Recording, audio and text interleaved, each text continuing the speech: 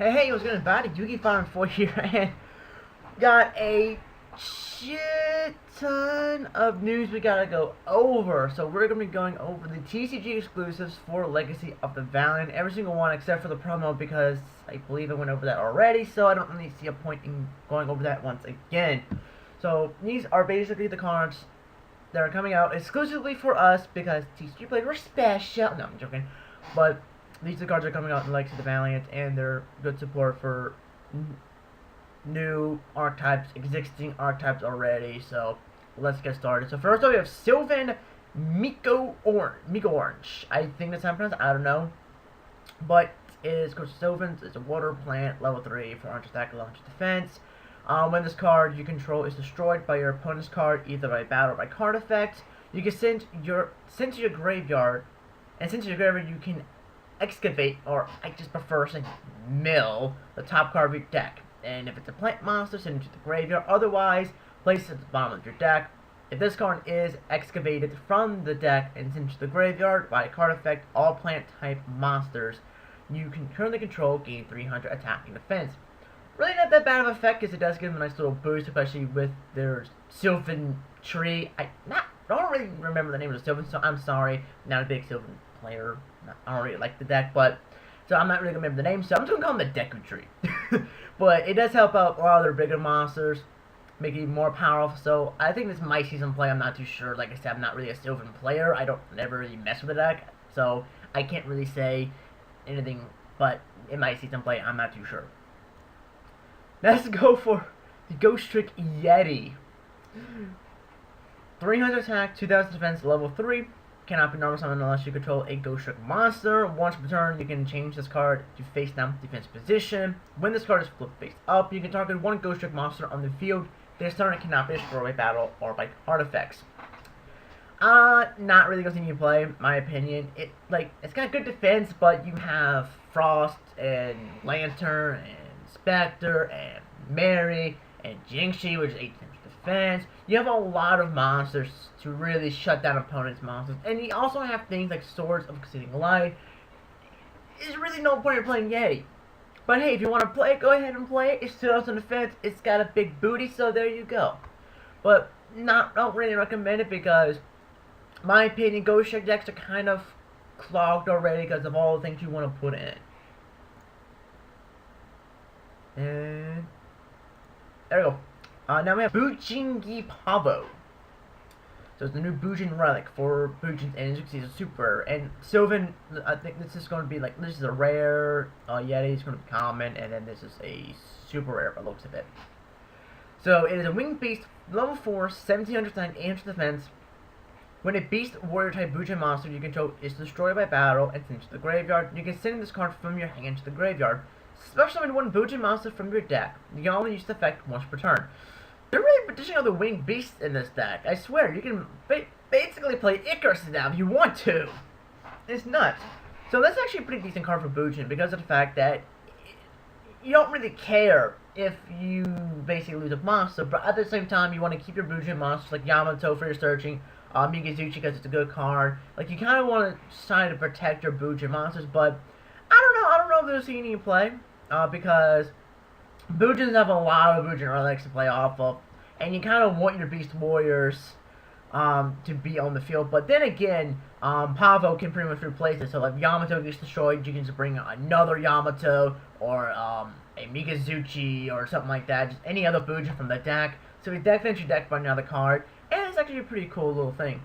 And the fact that you can send it from your hand to the graveyard, so it's not something that would be effective with things like Soul Drain, something like that. So it's actually a pretty cool card. So I like the artwork, and I think it could definitely see some play. Next up, Gravekeeper's Heretic.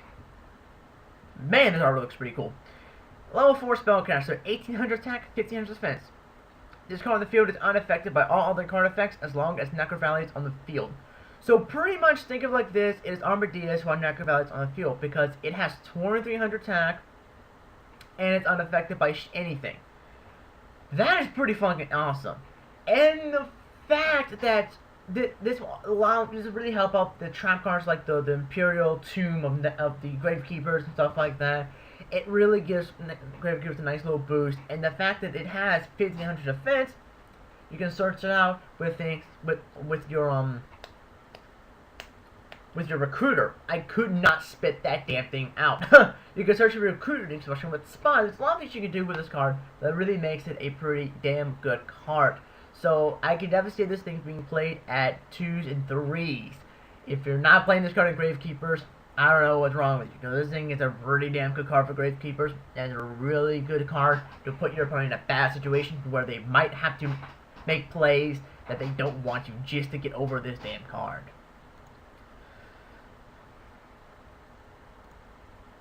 And my computer's lagging out on me. What the fuck? Quit it. Sorry about that. My computer decided to be a dick. It's like, yeah, the Flash plugin. Like, I need a computer. Anyway, Noble Knight Perimeter. This is one of the new Noble Knight cards. It's a warrior effect, level 4, 1900 attack, 300 defense. While equipped with a Noble Arms equipped spell card, this card becomes dark and its level increased by 1. When this card is sent to the graveyard while equipped with a Noble Arms equipped spell card, target one Noble Arms card in the graveyard and add it to your hand. Not really worth it in my opinion. I'd rather just stick with the mid-routes Boris plays in my opinion. It's not too bad of an effect, but something that it's not really necessary for Noble Knights to really go off, because you basically want your Noble Arms in the graveyard for your 2 Noble Knight exceeds. So basically, it's not really all that necessary. But it's got some damn good attack, 9 attack, so if you wanted it for a nice big beater, then by all means go ahead and use it. And the artwork's pretty cool as well. Next we have Gwynfar, Queen of Noble Arms. I can't pronounce that for the life of me. Level 2 spellcaster, 300 attack, 300 defense.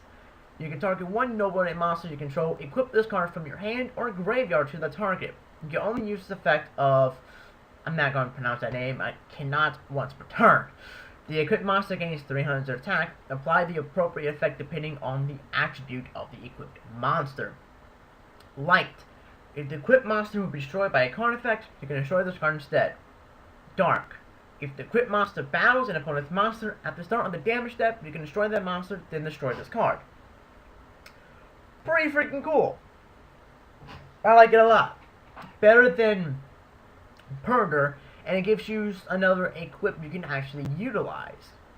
And it's pretty cool. The fact that it gives light monsters the beneficial of not being destroyed by card effects, which Destiny does do by its own, but again, it's not too bad. And the fact that if it's equipped to a dark monster, you can destroy that monster automatically and then destroy this card. So pretty much it makes any dark Noble Knight a Catastor. So this is actually pretty cool. I don't know how many, I haven't tested this card out yet. I need to get around to it because it is on Dev Pro right now. But it sounds pretty cool, and I really think it's going to be played. I don't know about how many. I think maybe 1 or 2 possibly. Like I said, I haven't done any testing with the card yet, so I will let you guys know how well it works when I do test it. Now time for one of my favorite, definitely big favorite cards here, Powered and Zektron. As a generic level 6 Synchro, 2500 attack, 1600 defense. Requires 1 tuner plus 1 number non-tuner monsters. When this card is Synchro summoned this turn, this card cannot be destroyed by battle or by card effects. Also, you take no damage. Pretty freaking cool in my opinion. I think it's a pretty damn cool Synchro for those of you who can't afford things like Vulcan. And the fact that it's 2500 attack is pretty cool, the fact that it's a level 6 Synchro. Of course, Gaia is better in attack. This thing will basically say you cannot destroy me by battle by card effects. And it's also pretty cool, you can combine this card with things like Formula Synchron, if you so wish to. You go into this during your opponent's turn and kind of protect yourself, but at the same time, it's pretty decent. I do prefer things like HTS, Psyhemoth, and Vulcan a little more, but it's going to be super rare. It's not going to be going for a whole lot. I feel like it's going to go for about the same amount as Psyhemoth, couple bucks. So pick it up if you want to. I want it because I love the artwork, and I do like the card a lot. It's a pretty cool card. And I don't really think it's going to be like a staple in any Synchro-based deck, but you never know. Now it's time for some Obedience Schooled. Normal spell card. This thing is pretty freaking crazy. If you control no monsters, special summon 3 level 2 or lower beast type effect monsters with different names from your deck. Their effects are negated and they are destroyed during the end phase. If you activate this card, you cannot special summon for the rest of this turn except beast type monsters. Now, automatically people are going, Fables, Fables, Fables, Fables. No! Why is this not good for Fables? What are you going to utilize in your extra deck? You can summon your Cerberus. You can summon your Chawa. You know, there's another one I can't put my finger on. I can't really think of the name on the top of my head right now, but really the only card you're going to go for is Unicorn. Raid is not a beast. Catastrophe is not a beast. Formula Sinker is not a beast. You can't go for anything in Fables. And the extra deck, you're just going to lose your monsters. But to nuke it, this thing is fucking busted into nuke it. Because of the fact that it's a 1 card exceed. Special summon 3 beasts. Like your Tauntaun, your Ponpon, or like your Ponpon, or like your Nimble, or your Tree Otter, your Sea Otter, your Cat, like whatever level 2 beast you're playing. Special summon 3 monsters. Auto freaking number 64, I think is what the name was. I can't remember. I'm bad with names right now. But instant exceed, and that card can by 3 cards. This thing's very good to nuke it. I know it has pictures of Fables, but there's really nothing on top of my head that Fables can actually go to that will really utilize this card. As in, there's really no big OTK that, you know, they can really pull off. Sure, deck by 3 cards, but at the same time, it's not really something that they can actually use. But for nuke it, it's really good. Cannot wait to test the shit on 2 nuke it. I'm gonna have a hell of a fun time with this shit. Lastly, for the TCG exclusives, we have the first Monarch, which it looks like Caius in there. But I don't know. I'm hoping we get to see the first Monarch someday. Who knows? Maybe it's like Mega Caius. Haha, that'd be freaking awesome. Anyway, it's a continuous trap card. Special summon this card as an effect monster. It's a Fiend type Dark, level 6, 1000 attack, 2500 defense. This card is also still a trap card. If summoned this way, you can discard 1 card, then declare 1 attribute. This card becomes that attribute, and can be treated as 2 tributes for the tribute summon of a monster, while with the same attribute as this card. While this card is treated as a monster, you cannot special summon monsters except monsters with this card's attribute. So it's pretty much support for the Mega Monarch. Now I think this is a pretty cool if you're trying to use the Mega Monarchs, because they're really not that good. Because the fact that you have to tribute 2 monsters to get them out, it's like, meh. But this allows you to utilize the Mega Monarchs a little bit more effectively. I still don't think the Mega Monarchs are going to be played all that much, except for maybe some people who might want to play them for whatever reason. You know, you want to play them, you can. But this is, I'm glad that they're, you know, still trying to push the Monarchs and the Mega Monarchs, and still giving them, and basically trying to give them support that will help them out. And I really hope they give them more support and make them a little bit more better. And I think this is a good step in the right direction, because you have to discard a card and it becomes an attribute. So this opens up your place where you make a Mobius and you make a Grimoire, and eventually make a Borg and make a Ryza, make a Caius, make a Thestalos. So a lot of things you can do with the Monarchs, the Mega Monarchs. But anyway, these are the TCG exclusives.